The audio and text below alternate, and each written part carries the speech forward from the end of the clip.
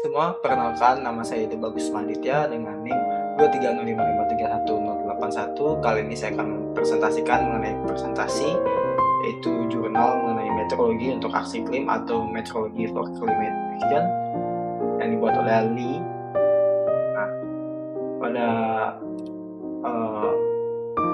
jurnal ini memiliki latar belakang yaitu perubahan iklim yang menimbulkan dampak besar terhadap lingkungan global dan ekonomi global, peningkatan emisi gas rumah kaca CO2 dan CH4 yang mempercepat pemanfaatan global, lalu meteorologi yang memiliki peran penting dalam menjamin kualitas dan keandalan data.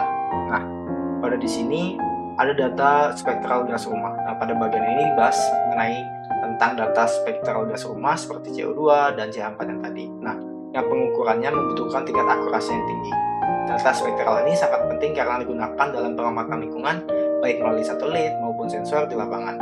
Dari data ini kita bisa mengetahui bahwa konsentrasi gas di atmosfer.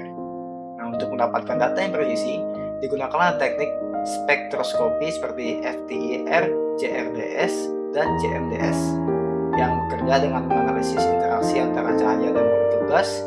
Yang selain itu, hasil dari pengukuran yang harus memiliki ketelacakan ke standar internasional agar data yang dihasilkan bisa dipercaya dan dibandingkan secara global. Nah, dengan meningkatnya akurasi pengukuran, kita dapat mengidentifikasi bahwa sumber gas atau emisi rumah kaca ini dan distribusi ini dengan lebih tepat. Jadi, semakin akurat data spektral yang kita miliki, maka semakin baik kita memahami kondisi atmosfer dan mengambil keputusan terkait dengan perubahan iklim. Nah, kita lanjut ke standar gas optik. Nah, pada bagian ini dibahas tentang optical gas atau OGS, yaitu metode yang pengukuran gas yang tidak lagi menggunakan tabung referensi seperti metode konvensional. Nah, sebagai gantinya metode ini menggunakan spektroskopi berbasis laser dengan prinsip yang mirip dengan hukum Bert-Lambert. Nah, di mana gas konsentrasi ini ditentukan dari seberapa besar cahaya yang diserap oleh gas tersebut. Nah, keunggulan utama dari metode ini adalah hasil pengukurannya memiliki keterlacakan ke standar internasional sehingga tetap akurat dan datanya dapat dipercaya. Selain itu, metode ini mampu mengatasi keterbatasan cara lama, yaitu untuk gas yang sulit disimpan atau memiliki konsentrasi sangat rendah. Nah, jadi OGS ini atau standar gas optik ini bisa dianggap sebagai evolusi dari sebuah metode pengukuran gas yang berbasis fisik menjadi optik yang lebih modern dan presisi. Kita lanjut. Nah, di sini terdapat gambar. Nah, gambar ini menunjukkan bagaimana ketidakpastian pengukuran bisa dikurangi pada sistem FTIR. Di bagian tengah terlihat bahwa intensitas spektrum dipengaruhi oleh beberapa parameter seperti suhu, tekanan, konsentrasi, dan panjang dari lintasan optik.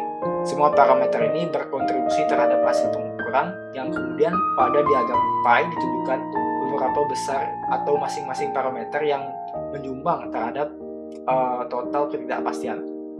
Dari sini kita bisa melihat bahwa faktor mana yang paling dominan menyebabkan error. Dengan mengoptimalkan parameter-parameter tersebut, peneliti berhasil menurunkan ketidakpastian sehingga ketidakpastiannya sangat kecil, yaitu sekitar 0,138%, yang artinya sistem ini mampu menghasilkan data yang sangat akurat dan dapat dipercaya untuk menganalisis gas. Nah, intinya gambar ini menunjukkan bahwa akurasi tinggi tidak datang begitu saja dan dapat dikontrol ketat terhadap setiap parameter pengukurannya. Kita lanjut ke meteorologi radon. Nah, pembahasan tentang meteorologi radon ini yaitu pemanfaatan gas radon sebagai alat bantu dalam analisis lingkungan. Radon digunakan sebagai tracer alami untuk melacak emisi gas rumah kaca seperti CO2 dan metana atau CH4. Hal ini karena radon dilepaskan dari tanah bersamaan dengan gas-gas tersebut. Namun intinya, agar menghasilkan hasil yang akurat, pengukuran radon harus memiliki keterlacakan ke standar internasional sehingga datanya bisa dipercaya dan dibandingkan. Selain itu, untuk menganalisis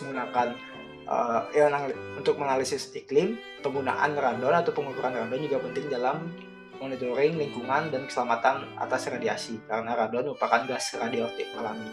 Jadi radon tidak hanya penting untuk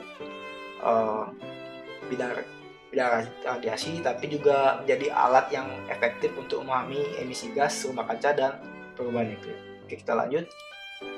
Nah, di sini terdapat gambar yang menunjukkan perbandingan antara dua metode, yaitu standar gas, yaitu konvensional, dan optical gas. Nah, pada bagian atas pada bagian kiri maksudnya, terlihat metode konvensional yang menggunakan tabung gas sebagai referensi, di mana metode ini bergantung pada campuran gas yang sudah dibuat sebelumnya sehingga memiliki keterbatasan.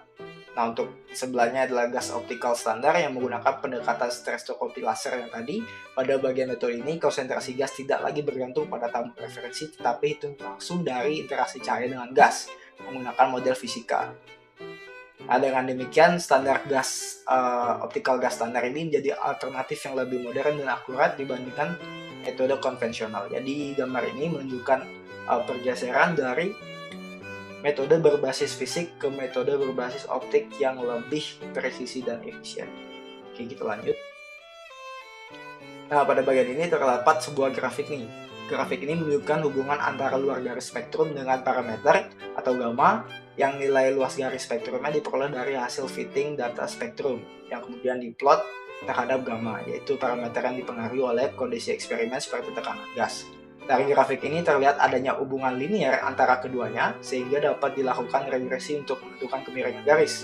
Kemiringan inilah yang digunakan untuk menghitung konsentrasi gas secara akurat. Nah, dengan metode ini juga penentuan konsentrasi tidak hanya bergantung pada satu pengukuran, tapi hubungannya memiliki beberapa data sehingga hasilnya lebih stabil dan efisien. Nah, simpelnya grafik ini menunjukkan bagaimana data spektrum diolah menjadi nilai konsentrasi gas dengan pendekatan yang lebih matematis, yang lebih akurat. Oke, kita lanjut. Oke, pada gambar ini juga ditunjuk ada sebuah grafik atau seperti diagram-diagram itu yang menunjukkan korelasi antara radon, metana atau CH4 dan karbon dioksida CO2 yang dimana dilepaskan dari tanah. Jadi jika kita lihat grafiknya, sumbu horizontal biasanya menunjukkan konsentrasi radon, sedangkan sumbu vertikal ini menunjukkan konsentrasi dari gas lain seperti CO2 atau CH4. Nah, titik-titik pada grafik ini mempresentasikan data hasil pengukuran di lapangan. Terlihat bahwa titik-titik tersebut membentuk tren naik atau seperti diagram naik itu, yang berarti semakin tinggi radonnya, maka konsentrasi CO2 dan CH4 juga meningkat. Nah, garis tren pada grafik ini menunjukkan hubungan linear antara linear atau korelasi positif antar variabel tersebut, yang dimana ini menandakan bahwa ketiga gas ini dilepaskan secara bersamaan dari sumber yang sama, yaitu tanah. Karena radon lebih mudah diukur dan bersifat stabil sebagai indikator, maka radon dapat digunakan sebagai tracer untuk memperkirakan emisi gas rumah kaca tanpa harus mengukur CO2 atau CH4. Nah, dengan adanya hubungan ini kita bisa meningkatkan akurasi dalam estimasi emisi gas rumah kaca dan memahami proses pelepasan di lingkungan. Jadi grafik ini simpelnya tidak hanya menunjukkan hubungan antara gas, tapi juga memberikan metode alternatif seperti efisien untuk memonitor emisi gas rumah kaca. Kita lanjut pada bagian selanjutnya, yaitu kelembaban tanah. Nah, kelembaban tanah atau soil moisture ini merupakan salah satu faktor penting dalam sistem iklim. Kelembaban tanah yang dapat berpengaruh terhadap siklus karbon, karena tanah yang cukup lembab dapat menyimpan karbon dengan lebih tinggi. Sedangkan tanah yang kering cenderung melepaskan karbon ke atmosfer. Selain itu, soil moisture juga mempengaruhi interaksi antara tanah dan atmosfer seperti proses penguapan, pertumbuhan, tanaman, dan keseimbangan energi di permukaan bumi. Nah, untuk mengukurnya digunakan berbagai metode mulai dari sensor langsung di tanah sehingga pengamatannya dapat menggunakan satelit, yang merupakan salah satu metode yang cukup canggih, atau bisa kita bilang metode ini merupakan metode yang sedang kita bahas tadi, yaitu CRNS, yaitu Cosmic Ray Neutron Sensing, yang bekerja sebagai pendeteksi neutron yang dipengaruhi oleh kandungan air dalam tanah. Nah, semakin banyak airnya, maka jumlah neutronnya juga terdeteksi akan berubah-ubah. Nah, keunggulan metode dari Cosmic Ray Neutron Sensing ini adalah tidak perlu kontak langsung dengan tanah dan dapat mencakup area yang lebih luas karena dipantau dengan satelit. Nah, sehingga efisien dibanding dengan metode konvensional sebelumnya. Namun, agar data yang dihasilkan oleh metode ini dapat dihasilkannya lebih akurat dan dapat dibandingkan, diperlukannya standarisasi dan keterlacakan pengukuran. Dengan pengukuran yang baik, data soil moisture dapat digunakan untuk mendukung pemantauan lingkungan, pengambilan keputusan terkait perubahan iklim.